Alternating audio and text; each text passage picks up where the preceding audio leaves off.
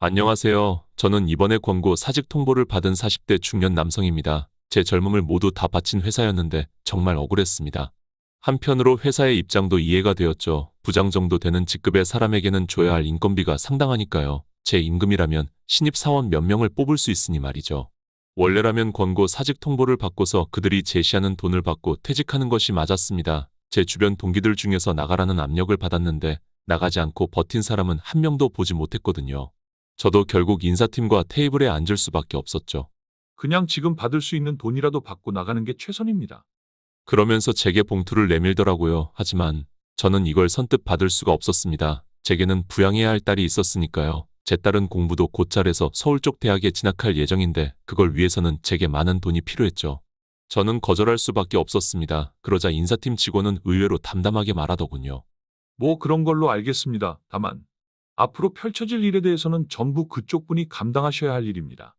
그 말을 끝으로 일어나더군요. 앞으로 끔찍할 일이 펼쳐질 건 잘 알고 있습니다. 제 주변 동기들만 봐도 버티지 못하고 전부 이 회사에서 나갔으니까요. 하지만 저에게는 부양해야 할 딸이 있었고 저는 그럴 수가 없었죠. 아내도 사고로 돌아가고 이 녀석을 부양할 수 있는 건 저 혼자뿐이었으니까요. 하지만 정말 상상 이상의 일이 펼쳐졌습니다. 한날에는 제가 갔는데 회사 책상이 치워져 있더군요. 뭔지 싶어서 알아보니 제가 일하던 부서와 전혀 관련 없는 부서로 제가 발령이 났더군요. 그 부서에 가니 저를 전부 투명인간 취급하더군요. 저는 하루 종일 책상에만 앉아 있었죠. 정말 지옥 같았지만 견뎠습니다. 제 딸을 먹여 살릴 수 있는 건 저밖에 없으니 말이죠. 그런데 그걸로 끝이 아니었습니다. 제가 끝까지 버티고 있자 저를 갑자기 거제도로 발령을 보내더라고요. 정말 그때 이루어 말할 수 없는 절망감이 왔습니다. 정말 세상이 무너지는 기분이더라고요. 혼자 집으로 돌아와서 딸이 자고 있는 걸 확인하고서는 안방 문을 잠그고서 혼자서 펑펑 울었습니다. 정말 중년이 되고 그렇게 서럽게 울어본 적은 처음이었죠. 제 연고지를 벗어나서 거제도로 간다는 건 이 지역에서 쌓아온 제 모든 것들을 버린다는 것과 똑같은 말이니까요. 게다가 거제도로 가면 제가 현재 살아가는 유일한 이유인 딸과는 주말에나 볼 수 있죠. 그렇다고 이걸 누구에게 말할 수도 없었죠. 주변에는 제가 밑바닥으로 가는 걸 보면서 겉으로는 위로해주는 척하겠지만 속으로는 쌤통이라고 생각할 게 뻔했거든요. 그런데 갑자기 문이 열리더군요. 저는 그쪽을 바라봤습니다. 거기에는 제 고등학생 딸이 있었죠. 아빠 울었어? 저는 급히 눈물을 닦았죠. 딸 앞에서 약한 모습을 보일 수는 없었죠. 감동적인 드라마를 보니까 나도 모르게 눈물이 나네. 나도 참 이 나이에 그보다 딸 아빠가 할 말이 있는데. 응, 뭔데? 딸에게 거짓말은 평생 해본 적 없지만 이번에는 할 수밖에 없었죠. 아빠가 이번에 조금 멀리 발령받게 되었어. 혼자서 집에서 잘 있을 수 있지. 주말에는 꼭 와서 딸이랑 같이 있을게. 제 딸을 먹여 살리기 위해서는 이 방법밖에 없었죠. 아마 거제도로 가서도 지옥 같은 생활이 시작되겠죠. 책상 하나에 달랑 앉아서 벽만 10시간 바라봐야 하는 지옥 같은 삶이요. 지금 사는 곳은 연고지라 퇴근하고 친구들과 술 한잔하며 풀 수라도 있지만 거제도에 가게 되면 그것도 불가능할 게 뻔했죠. 정말 죽는 게 나은 삶이겠지만 죽을 수는 없죠. 저에게는 지켜야 할 딸이 있으니 말이죠. 딸은 저를 유심히 보더니 조심스럽게 입을 떼더군요. 아빠, 혹시 아빠가 퇴사 거절해서 거제도로 발령받은 거야? 에이, 절대 아니야. 우리 딸 아빠가 얼마나 대단한 사람인지 몰라? 이번에 실적이 너무 잘 나와서 승진해서 거제도의 팀장 자리로 가는 거야. 딸에게만큼은 그런 제 약한 모습을 보이기 싫었죠. 그래서 일부러 거짓말을 했습니다. 하지만 딸은 유심히 저를 보더니 이내 그게 거짓말인 걸 파악한 듯 했죠. 사실 딸도 이미 제 상황을 어느 정도 알고 있을 겁니다. 요즘 제가 다니는 회사에서 권고 사직이 많이 이루어지고 있다는 게 기사에 많이 나왔거든요. 딸은 제 옆으로 다가오더니 그 작은 품으로 저를 안아주더라고요. 아빠, 괜찮아. 나 때문에 그렇게 하지 않아도 정말 괜찮아. 사실 딸은 모든 걸 알고 있었던 거죠. 그때 정말 간신히 참던 울음이 터져나왔습니다. 정말 나이 40 먹고 이렇게 펑펑 울어본 적은 처음이었죠. 그렇게 고사리만한 손으로 저를 위로하는데 정말 그때의 감정은 이루어 말할 수가 없을 정도였죠. 그 뒤로 저는 회사 측에서 퇴직금을 챙기고 회사를 나오게 되었습니다. 그런데 정말 막상 밖에 나오니 막막하더군요. 평생 회사에만 매달려왔던 제가 혼자 덩그러니 사회에 던져진 거죠. 그래도 다행인 건 모아뒀던 돈이 조금 있었고 거기에 퇴직금까지 합치니 자그마한 치킨집을 차릴 돈이 나왔죠. 기술도 뭣도 없는 저에겐 그게 최선의 선택이었습니다. 그래도 정말 다행히도 꽤나 목 좋은 곳에 건물을 계약할 수 있게 되었죠. 임대차 계약을 하는데 젊은 남성분이 나오시더라고요. 이렇게 비싼 건물을 이렇게 젊은 남자가 소유했을 리는 없어 물어봤더니 이 건물이 어머니의 건물이라고 하더군요. 그래서 대리인 자격으로 나온 거라고. 어머니의 이름은 이순자셨습니다. 가족관계서를 확인해보니 맞더군요. 그래서 저는 계약을 했습니다. 정말 목이 꽤나 좋은 곳이었거든요. 인테리어도 하고 치킨에 대해서도 정말 연구를 많이 했습니다. 정말 밤낮을 매달려서 열심히 준비했죠. 제 딸도 그런 제 모습을 응원해 주었고요. 아빠, 잘 될 거야. 아빠는 지금까지 잘해왔잖아. 저는 반드시 여기서 성공해야 했습니다. 그래야만 제 딸을 먹여 살릴 수가 있으니 말이죠. 그래야 딸도 무사히 대학에 진학할 수 있고 말이죠. 그렇게 부푼 꿈을 안고 개업을 하게 되었지만 제 기대와 달리 현실은 정말 암담했습니다. 하필이면 그때 코로나가 터지고 말았거든요. 정말 암담했습니다. 제 나름대로 정말 열심히 준비했고 최선을 다했지만 온갖 규제들로 인해서 도저히 정상적인 영업을 할 수 없는 상황이었죠. 계속해서 비싼 임대료는 나가고 있고 점점 제가 모아뒀던 돈들이 떨어지기 시작했죠. 딸을 볼 자신이 없어서 집에도 잘 들어가지 못했습니다. 그렇게 저를 믿고 응원해줬는데 도저히 딸을 볼 자신이 없었거든요. 딸에게 무조건 잘하겠다고 했는데 정말 너무 힘들었습니다. 그런데 엎친 격에 덮친 격으로 안 좋은 일이 더 오기 시작하더라고요. 하루는 장사를 하고 있는데 갑자기 창이 와장창 깨지는 소리가 나더라고요. 저는 급히 나가봤죠. 이내 그 광경을 보고 저는 경악을 할 수밖에 없었습니다. 승용차 한 대가 저희 치킨집을 박아버린 거죠. 이게 대체 무슨 일인지 싶었죠. 얼마나 공들여서 한 인테리어인데 얼마 지나지 않아 차에서 한 여성분이 나오시더라고요. 그런데 너무나도 이질적인 광경에 저는 넋을 놓고 볼 수밖에 없었습니다. 분명히 엄청나게 낡고 허름한 차인데 거기서 나오신 분은 너무나도 기품 있어 보이고 고급지신 사모님처럼 보였거든요. 아무리 봐도 보통 분은 아니신 것 같았죠. 왜 사람의 아우라에서 느껴지는 그런 느낌 있지 않습니까? 저는 사모님의 명찰을 바라봤죠. 상당히 의외였습니다. 바로 저희 건물 청소부 아주머니셨거든요. 그런데 이름이 참 오묘했던 게 제가 건물을 계약할 때 임대인분의 이름과 똑같았었죠. 바로 이순자 씨였죠. 하지만 이내 고개를 절레 저었죠. 임차인은 이 근방 대기업 사장님이신데 건물 청소를 하고 계실 리가요. 그리고 무엇보다 이런 차를 타고 다니실 리는 없죠. 아주머니는 저를 보더니 벌벌 떠시며 말하시더라고요. 죄송합니다. 차가 갑자기 혼자 제멋대로 나가서 정말 죄송합니다. 아주머니는 벌벌 떨고 계셨죠. 아마 지금 상황 때문도 있겠지만 박살난 가게와 인테리어들 이것에 대한 비용들을 변상해야 한다는 게 청소부 아주머니의 임금으로는 불가능할 테니 말이죠. 솔직히 저도 지금 너무 힘들었기에 남을 신경 써줄 처지는 되지 않았죠. 이 가게도 사실상 제 모든 게 걸린 가게라고 봐도 무방하고 말이죠. 제가 꼭 보상하겠습니다. 정말 죄송합니다. 아주머니께서 연신 고개를 숙이시면서 말씀하셨죠. 원래 아주머니께 비용을 청구하는 게 맞았습니다. 제 모든 게 걸린 가게니 말이죠. 하지만 차마 그럴 수가 없었습니다. 아니 그러고 싶지 않았습니다. 사람이 먼저 있고 돈이 있는 거지 돈이 있고 사람이 있겠습니까? 저는 아주머니께 다가가서 말했습니다. 괜찮습니다. 비용은 제가 알아서 할 테니까요. 그보다 타시죠. 제가 차에 타서는 말했죠. 그의 아주머니께서 의아한 표정을 지으시더라고요. 네? 다치셨을 텐데 병원부터 가시죠. 지금은 괜찮은 것 같아도 방치했다가는 나중에 큰 병으로 번지게 됩니다. 아, 그게 좀. 아주머니는 아무래도 돈이 없으셔서 병원에 가실 돈도 없으신 모양이었죠. 그에 제가 말했습니다. 제가 비용 내드리겠습니다. 그러니 같이 가시죠. 지금은 작은 상처라도 나중에 방치했다가는 정말 것 잡을 수 없이 커집니다. 그의 아주머니가 저를 보더니 피식 웃으시더라고요. 그런 게 아니라 정말 사정이 있어서 그래요. 나중에 정말 이 은혜는 꼭 갚겠습니다. 제게 고개를 꾸벅 숙이시고 저 멀리 걸어가시더라고요. 솔직히 별 기대를 하지 않았습니다. 제 근본적인 문제를 해결해 주실 수 있을 리가 없으니 말이죠. 그래도 저는 자신감을 잃지 않고 치킨을 계속 연구하며 레시피도 개발해 나갔습니다. 그러면서 저는 꼭 하나 지킨 것이 있었죠. 값은 조금 나가더라도 최상의 재료와 기름으로 손님들께 최고의 맛을 선사해 드리는 것 말입니다. 하지만 제 매장의 손님들은 점점 줄기만 시작했죠. 알아보니 주변에 있는 싼 치킨집으로 전부 가더라고요. 제가 자세히 알아본 바로는 다른 치킨집들은 기름도 며칠 동안 갈지 않고 위생 상태가 정말 엉망인데 말이죠. 그럼에도 저는 제 방식이 맞다고 생각하여 쭉 버텼습니다. 하지만 손님은 전혀 올 생각을 하지 않았죠. 그때 정말 심하게 고민되었습니다. 점점 쌓아뒀던 돈도 바닥나기 시작했고 저도 다른 치킨집들처럼 기름도 갈지 않고 원가 절감을 최대한 해서 싼 치킨을 팔지 말이죠. 그런데 아무리 봐도 제 생각이 맞는 것 같았죠. 그래서 저는 버텼습니다. 꾸준히 치킨 레시피로 연구하면서 말이죠. 그러자 정말 놀랍게도 조금씩 저희 진가를 알아봐 주시는 분이 생기기 시작하더라고요. 조금씩 손님이 늘기 시작했지만 한 가지 문제가 있었습니다. 자금이 바닥났었죠. 더 이상 버틸 자금이 없었습니다.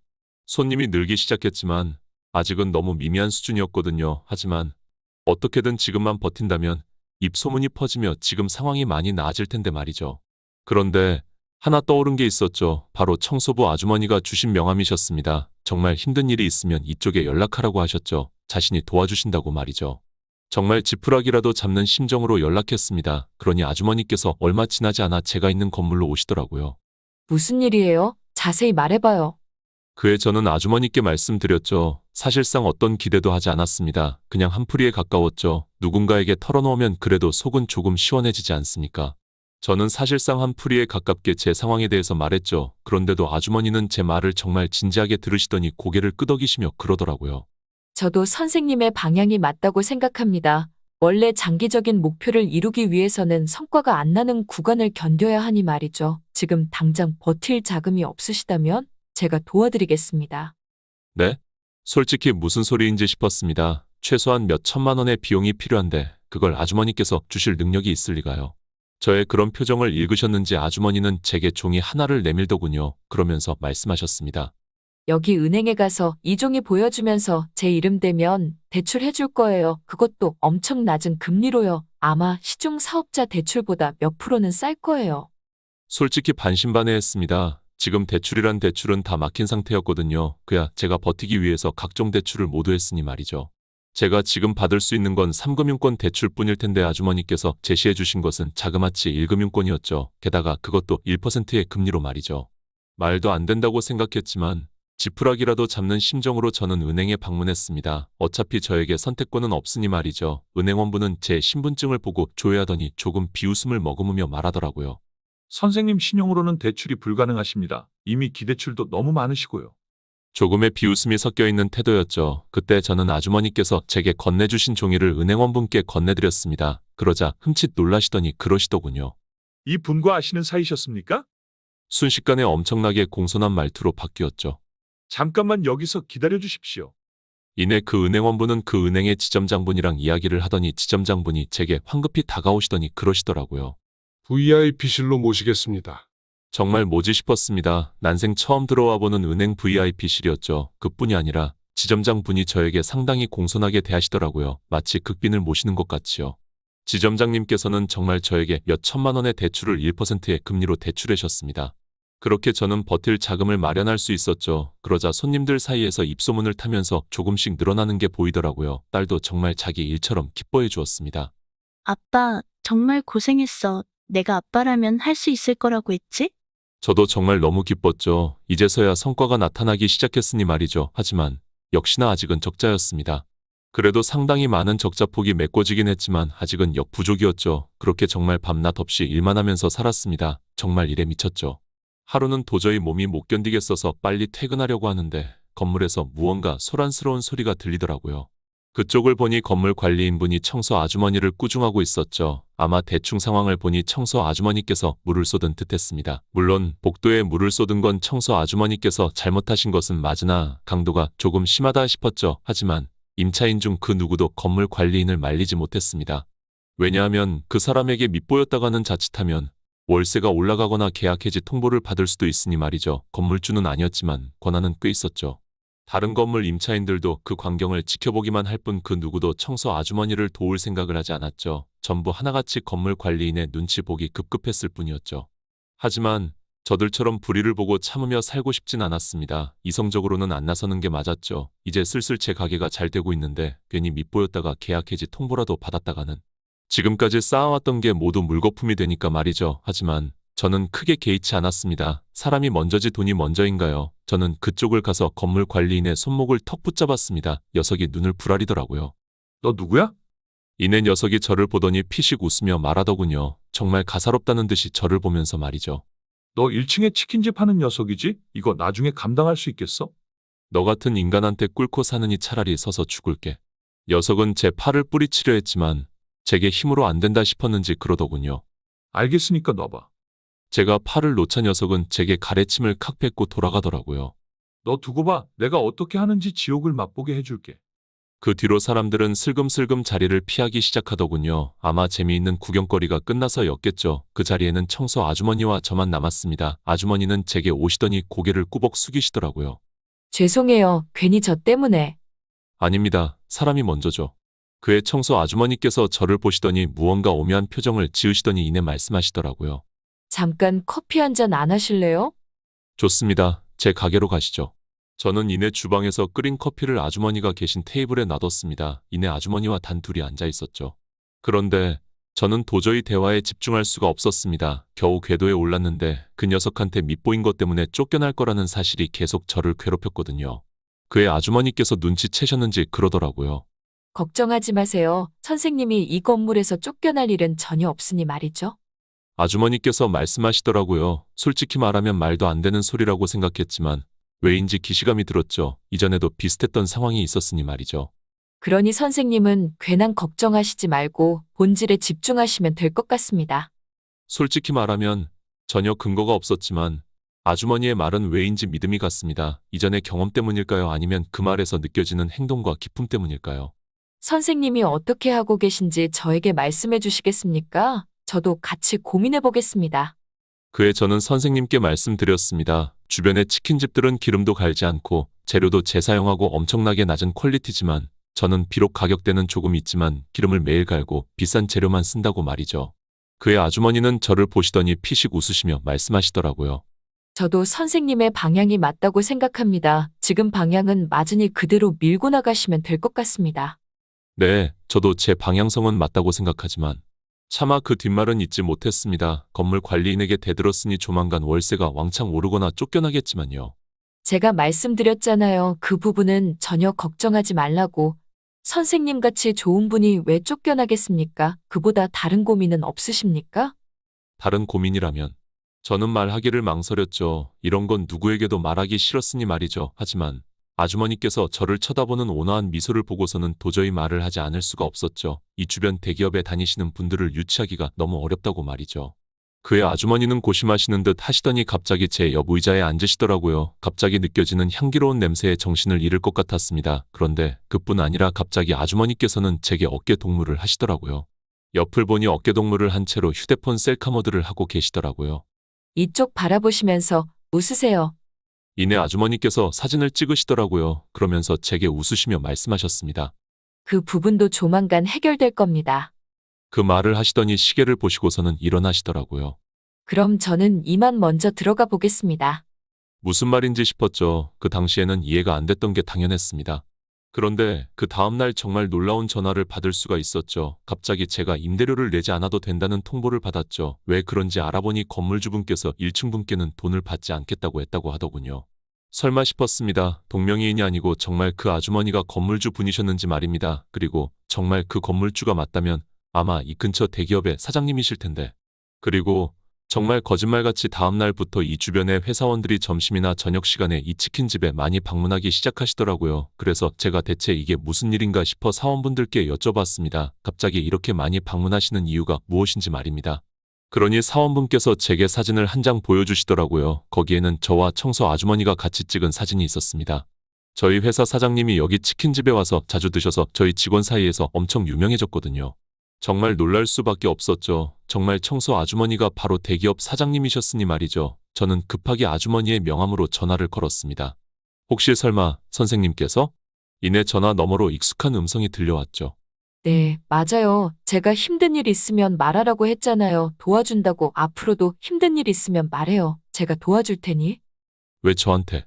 그쪽 분도 제가 힘들 때 도와줬잖아요. 이 자리쯤에 오면 사람들이 대부분 뭘 바라고 다가오는지가 보이거든요. 청소부로 일하다 보면 얻을 것도 없으니 도와주려는 사람도 없고요. 그런데 그쪽 분은 도와주셨잖아요. 어떤 대가도 바라지 않고 말이에요. 그래도 저도 어떤 대가를 바라지 않고 도와드린 것뿐입니다. 그 말을 끝으로 전화를 끊으시더라고요. 정말 너무나도 고마우신 분이십니다. 이후로 사람이 먼저라는 제 신념은 더욱 확고해졌습니다. 이상으로 사연 마치겠습니다. 감사합니다.